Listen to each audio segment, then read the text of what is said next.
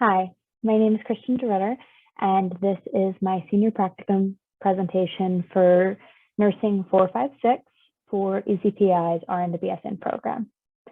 I completed my practicum at my workplace. The name is Pacific Cancer Care. We're an outpatient oncology and hematology infusion center located in Monterey, California. We're a fairly busy practice. A typical day usually consists of an average of 30 patients in our infusion center, and we do a variety of treatments, all kinds of chemotherapies, as you can imagine, but we're also starting to do more and more monoclonal antibodies, as well as courtesy infusions for some practices in the area, such as GI doctors and allergists. We provide Remicade and Orencia infusions, as well as a few other courtesy things. So we have a wide variety of services that we offer at our practice. My preceptor was Kavita Patel. She is one of my coworkers, and she actually was my preceptor for orientation when I was first hired on 8 months ago. So we already had a really great working relationship. So I really enjoyed doing this project with her. The focus of my practicum project was to evaluate the safety of older style IV pumps in comparison to their newer counterparts that include drug error reduction systems. I chose this topic due to the importance of intravenous therapy in medicine and the fact that my workplace still uses older manual pumps. To accomplish the goal of evaluating IV pump safety and increasing safety with the pumps that we currently use, I designed a project that consists of 3 phases. Phase 1, conduct a literature review that explores the topic. Phase 2, develop a drug handbook that serves as a physical drug library in the absence of a built-in library in the older style pumps used at my workplace. And Phase 3, share the handbook with coworkers and track and evaluate the usage of the resource. In writing the literature review, I reviewed 10 sources on the topic of intravenous pumps and safety. Medication administration errors, or MAEs, are more common with manual pumps than newer pumps and can include push button errors, miscalculation, and unit errors. While most people could look at the older manual style pumps that I use in my workplace in comparison to newer counterparts such as Alaris or some of the things that you see in hospitals are even larger practices than where I work. Most people could look at the two and say, oh, well, obviously you should go with the newer one. It has all this innovative technology and you can connect it to the Mars and there's all these fancy features. But I also wanted to look at the other side of the equation and realize that sometimes there are legitimate challenges to updating to a new set of equipment.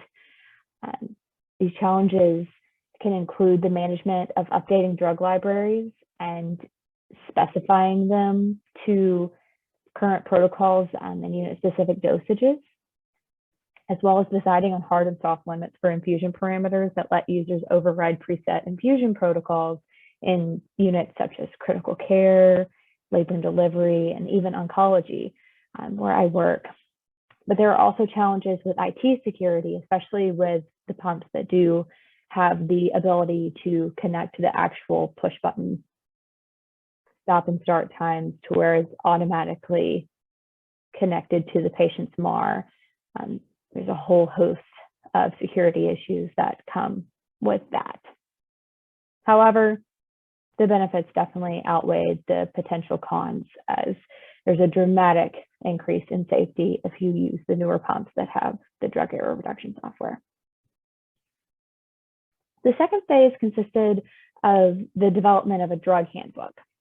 This resource compiled information from various resources, including infusion protocols from my workplace, as well as medication information and patient education. I wanted a resource that discussed fluid compatibility, the order of infusion, and important nursing considerations all in one place.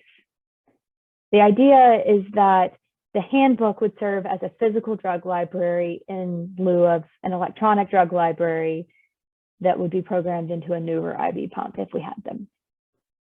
For this handbook, I selected 10 drugs that are commonly infused at our practice, including bevacizumab, carboplatin, cetuximab, cisplatin, infliximab, nivolumab, oxaliplatin, paclitaxel, pembrolizumab, and rituximab. I chose these drugs for varying reasons, including frequent administration at our practice and/or specific or multiple infusion protocols. For example, infliximab or Remicade, some places just infuse it at a flat rate over 2 hours. We take the more cautious approach.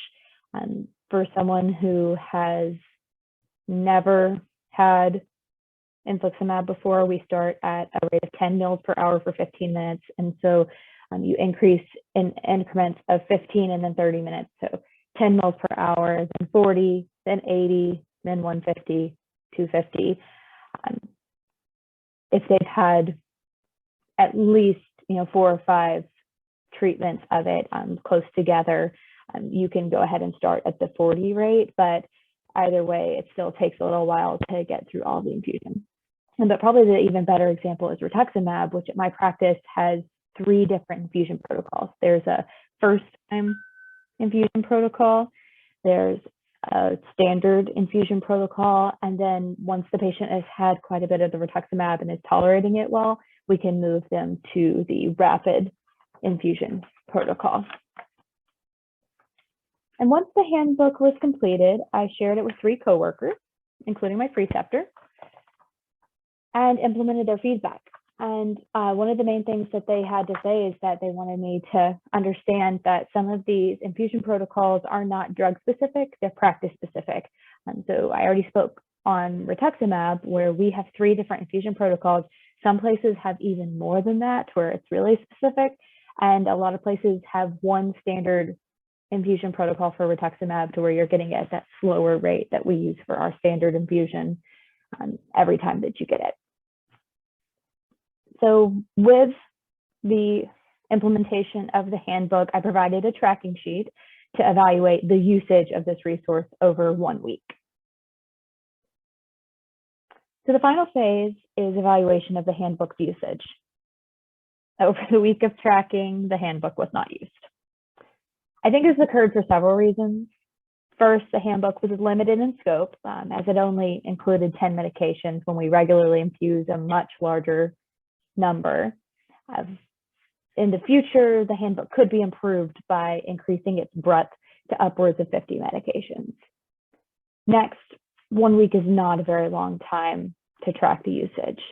Anecdotally, the practice was very busy during the time that I was tracking. We were short-staffed and the infusion center was very busy. So I don't know that a staff member would have had the time to use the resource even if he or she had wanted to. And finally, the handbook was only shared with 3 nurses out of the 7 who work at our practice. And additionally, the 3 people that I trained have all worked at our practice for over 5 years and in oncology for even longer than that. So in the future, I could share the resource with other coworkers. Specifically, there is a nurse in our practice who was hired more recently than me, who is also a new graduate coming into this position. So he would have been a good target for this project. He might actually be able to use this resource since it's not quite so ingrained in his brain yet. So the goal of the project was to evaluate the safety of IV pumps and provide a resource to aid my coworkers in lieu of replacing our manual pumps. The literature review achieved its goal of determining that newer IV pumps with drug error reduction systems are safer than manual pumps, but also bring the challenges of drug library management and IT security. The drug handbook cannot be evaluated related to its success of reaching its intention, as it was not utilized during the tracking period. It suggested to improve the handbook by including more medications, increasing the length of tracking time, and sharing with more coworkers and focusing on those who are newer to oncology and/or nursing. Through this project, I was able to identify an issue that affected my workplace, that the manual pumps that require frequent maintenance and increase the risk of medication administration errors. I was also able to conduct a literature review to evaluate the need for intervention and develop a resource. During the course of this project, our company has begun the search for pumps that meet our physical and clinical needs, which is very exciting. So I hope to provide the knowledge that I've gained on this topic with my clinical manager in order to improve my workplace and continue learning, as I truly believe that nursing is a field where you will forever be a student. Thank you so much for listening to my presentation. I've enjoyed listening to some of yours. Congratulations on finishing your practicum projects. Thank you.